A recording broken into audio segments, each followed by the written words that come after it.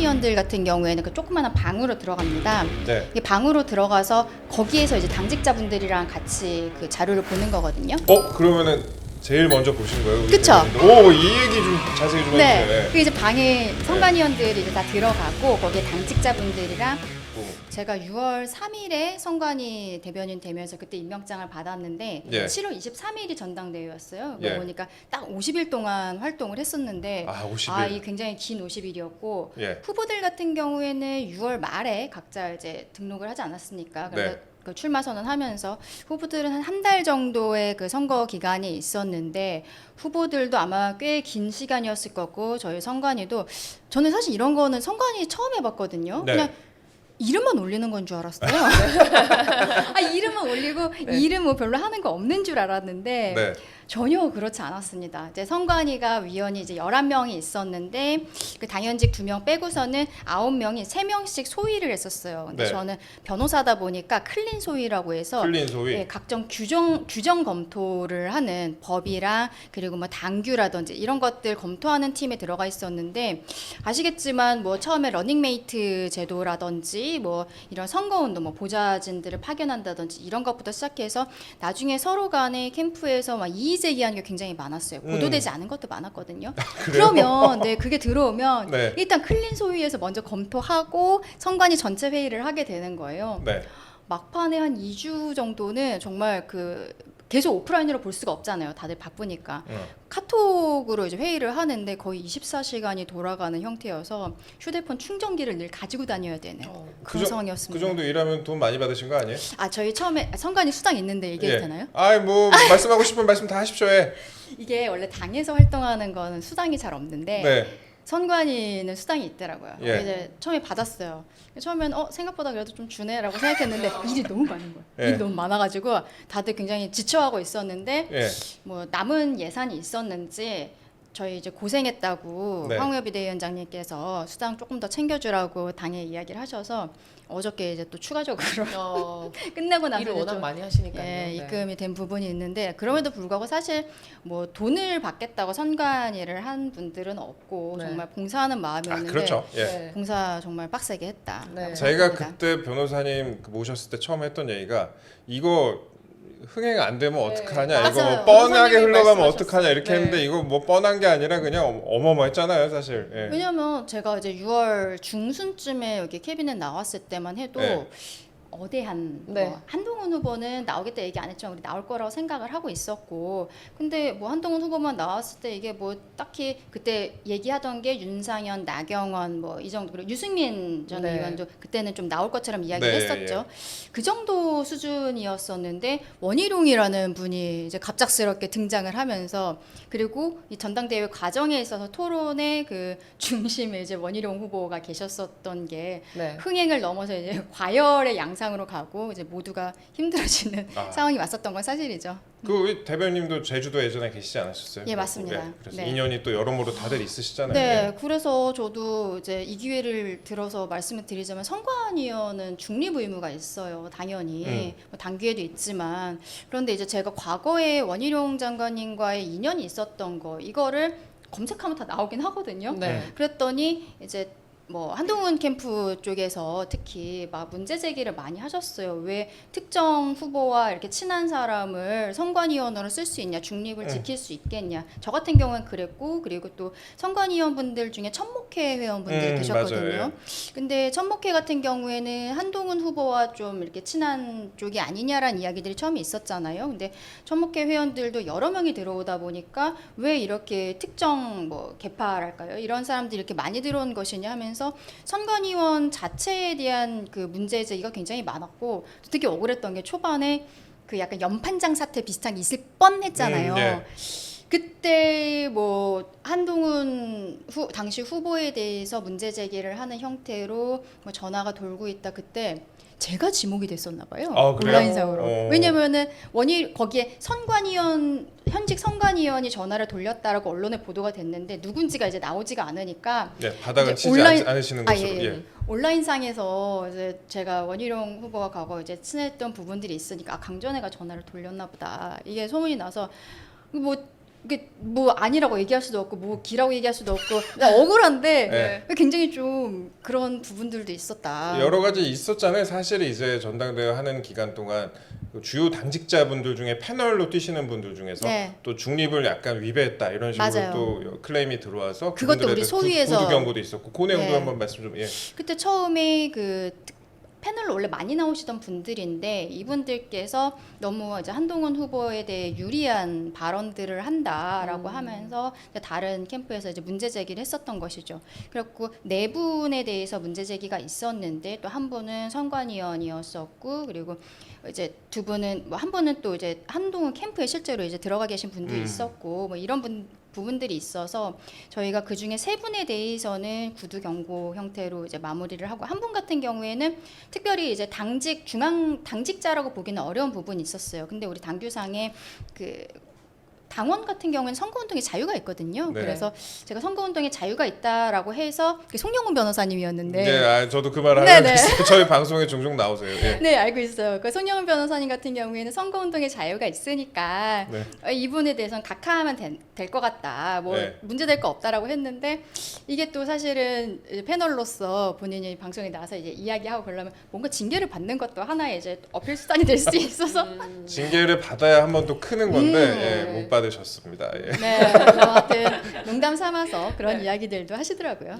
그럼 가장 힘들었던 건 어떤 거였어요? 활동하시는 동안? 체력적으로 힘들었던 거 예. 그리고 이제 천안에서 지지자들 사이에 맞아요. 그 폭행 말씀. 사건이 있었을 때 저도 그 자리에 있었거든요. 그때가 이제 4번째 연설회였는데 전국을 순회하면서 합동 연설회를 했는데 그 이전에도 사실 뭐 한동훈 후보가 나왔을 때 뭐 배신자라고 소리 지르시는 분들이 좀 있었어요. 근데 천안 연설회 날에는 유난히 그 목소리가 굉장히 컸어요. 네, 그리고 뭐 좀 위험하다 생각했는데 아니나 다를까 이제 지지자분들 간에 충돌이 있었고 뭐 의자를 들고 이런 부분이 있어서 거기에 대해서는 저희가 이건 좌시하기 어렵다. 그래서 그게 천안에 있었던 일이기 때문에 천안에 있는 경찰서에 수사 의뢰를 해놓은 상황이거든요. 그래서 처음에는 그분들이 누군지 모르잖아요, 저희가.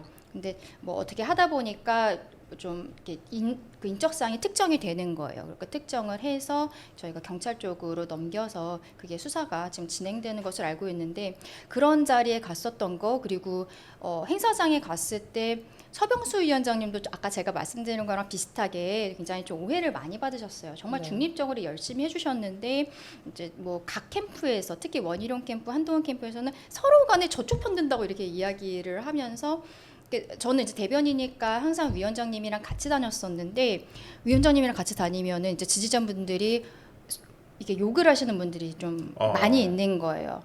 네, 뭐 사퇴라, 뭐 자격도 없다, 막 이런 식으로. 근데 뭐 오랫동안 정치를 하셔서 그런지 이렇게 꿋꿋하게 지나가셨는데 저는 우리 선관위에서 정말 열심히 했는데 그 밖에서 보기엔 좀 모자란 부분들이 있구나 하면서 속상했었던 그런 기억도 있습니다.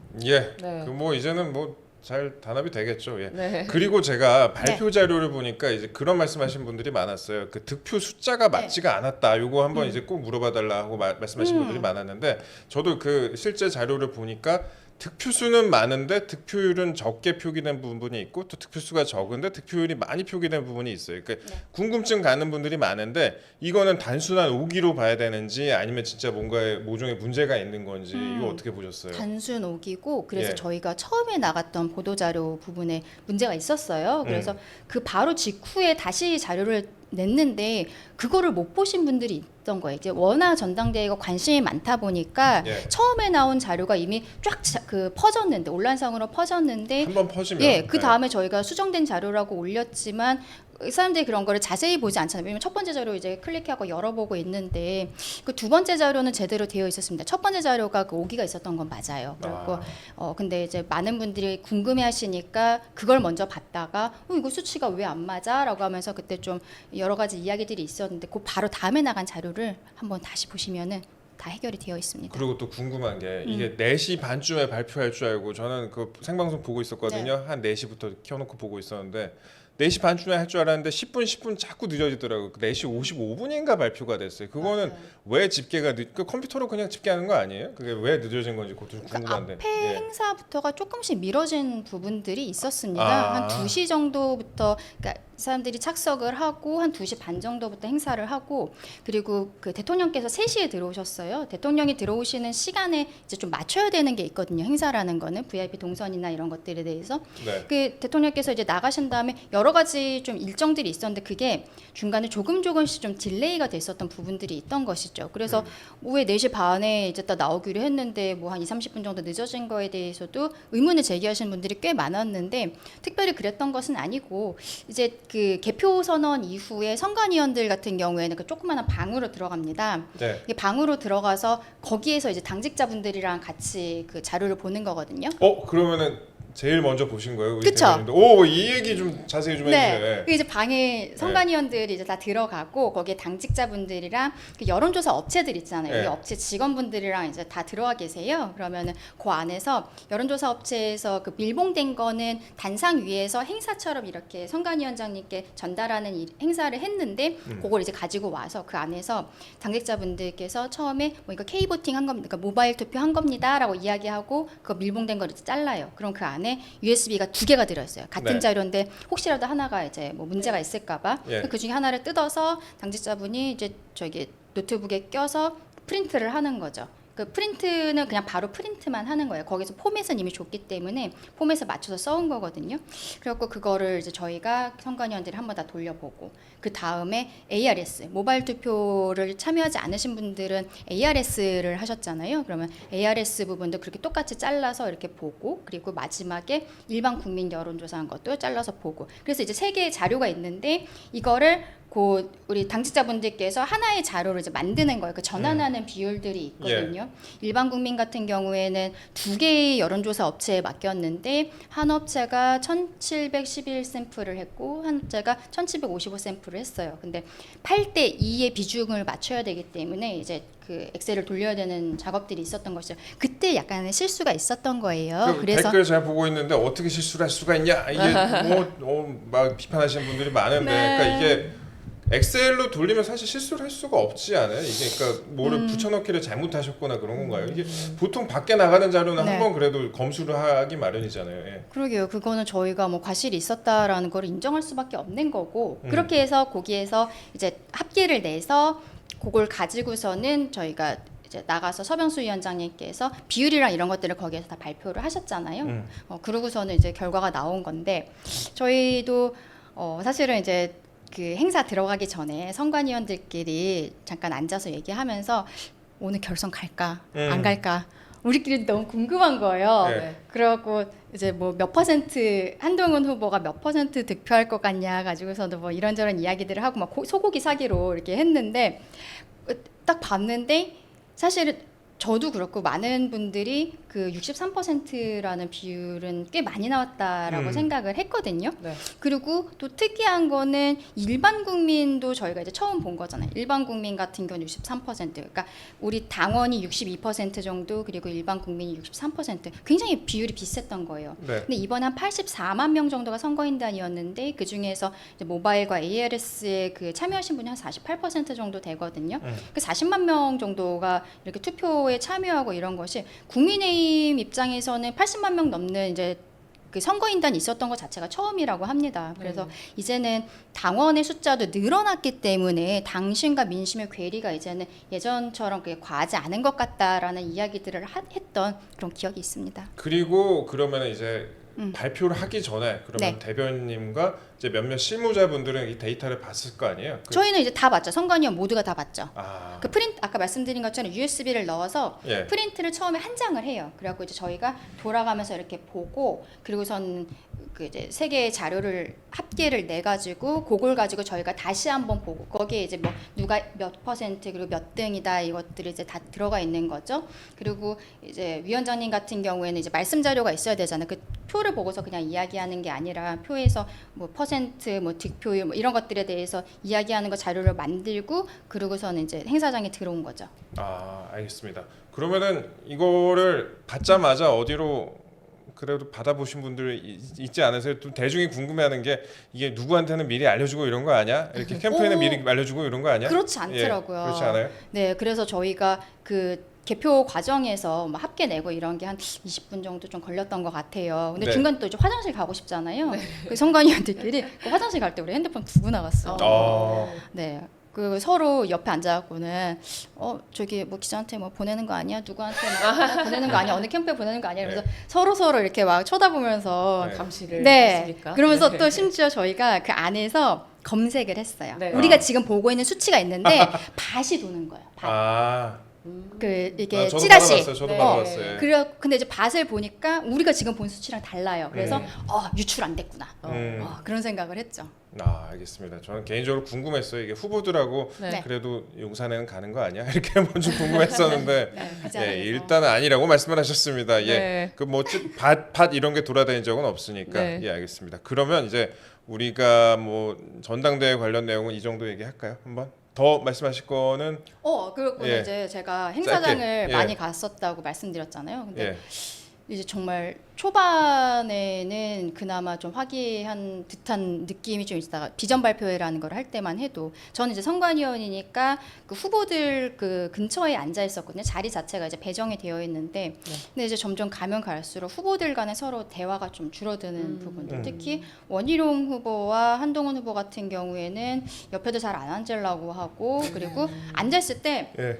그 제 SNS 들어보신 분들은 아실지 모르겠지만 이게 제가 그 바로 뒷줄에 앉아 있는 거를 한번 올린 적이 있는데 쳐다보질 않아요. 서로 간에 이렇게 머리가 돌아가질 않아요. 그러니까 이렇게 만약 옆에 이제 서로 이렇게 있다가 네. 이쪽으로만 들어가고 네. 돌아가질 않는 거예요. 그러니까 와 이분들이 정말 그냥 앞에서만 싸우는 게 아니라 지금 감정적으로도 좀 긴장을 서로 많이 간에 하셨을 많이 수도 힘든 있겠죠. 부분이 네. 있으시구나라는 생각을 했죠.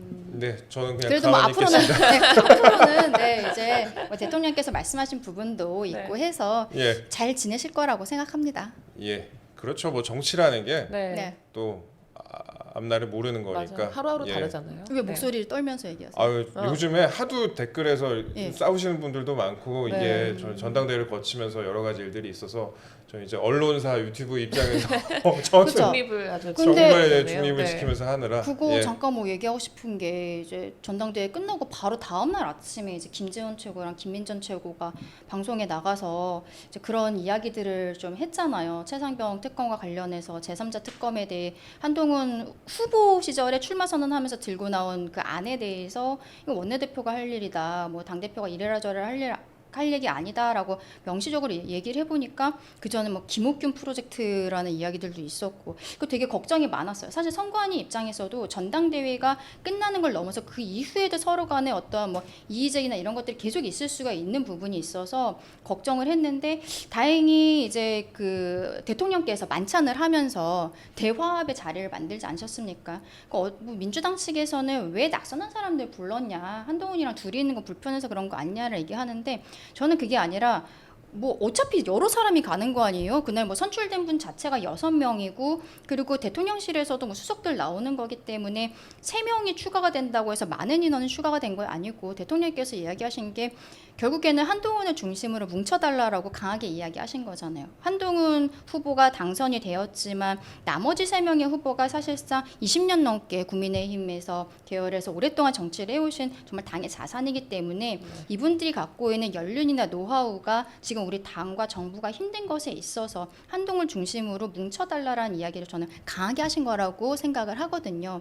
그래서 당분간은 대통령께서 강하게 얘기하신 것이 있어서 뭐 김재원 최고나 김민전 최고가 초반에 그런 이야기를 한 것은 있지만 그래도 조금 허니문 기간이 이제 좀 있지 않을까라는 생각도 합니다. 예, 정치라는 게 뭐 대화 타협 그 속에서 또 비판도 있기 마련이고 경쟁도 네. 있기 마련이니까요. 네. 그래서 앞으로 또 여러 가지 일들이 있을 것 같습니다.